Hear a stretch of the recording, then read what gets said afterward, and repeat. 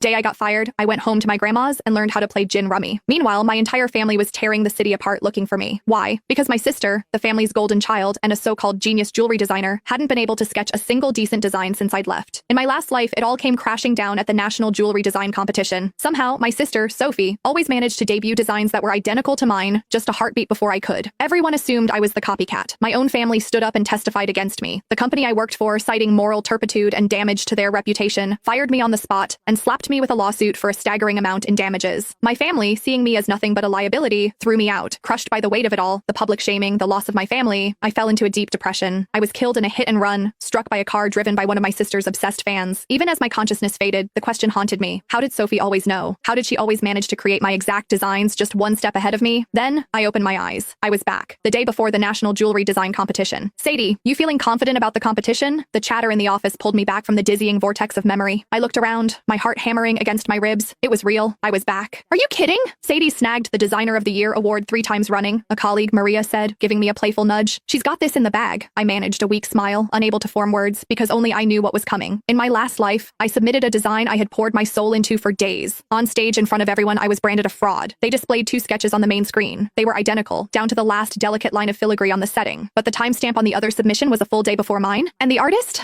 My dear sister, Sophie Walker. She stood in the audience, her eyes wide and red-rimmed, staring at me with a look of shattered betrayal. She brought a microphone to her lips, her voice trembling as it echoed through the auditorium. Sadie, how could you? If you were blocked, I would have helped you find inspiration, but to steal my work? Why? I was frozen. That was my design. It had lived on my encrypted laptop, unseen by any other human eye. Before I could even begin to explain, the crowd erupted. Get the plagiarist off the stage. The nerve of her, showing up with a stolen design. She doesn't deserve to be a designer. Fraud. I grabbed a microphone to defend myself, but my voice was drowned out by the jeers. A few scattered voices of support were quickly silenced when my own parents took the stage. They held up photos of Sophie, supposedly working through the night at her drafting table at home. They spoke of their profound regret, of how they were ashamed to have a daughter like me, and announced their intention to sever all ties. After that, it was over. No one believed me. Security escorted me out of the building. The moment I turned on my phone, it was a firestorm of hatred. Back at my apartment, I checked my laptop. No viruses, no spyware, no remote access logs. The computer and my physical sketchbooks had been with me at all times. There was no conceivable way the design could have leaked. But Sophie's was identical. Every idea, every spark of inspiration, every line I drew, it was all mine. I could not have copied her. It was impossible. Hey, Sadie, Maria's voice cut through my thoughts again. I heard your sister is competing this year too. Any friendly family rivalry? Who do you think will take home the top prize? Not long after I'd started at this firm, Sophie, by some mysterious coincidence, had gotten hired too. The mention of her name sent a jolt of pure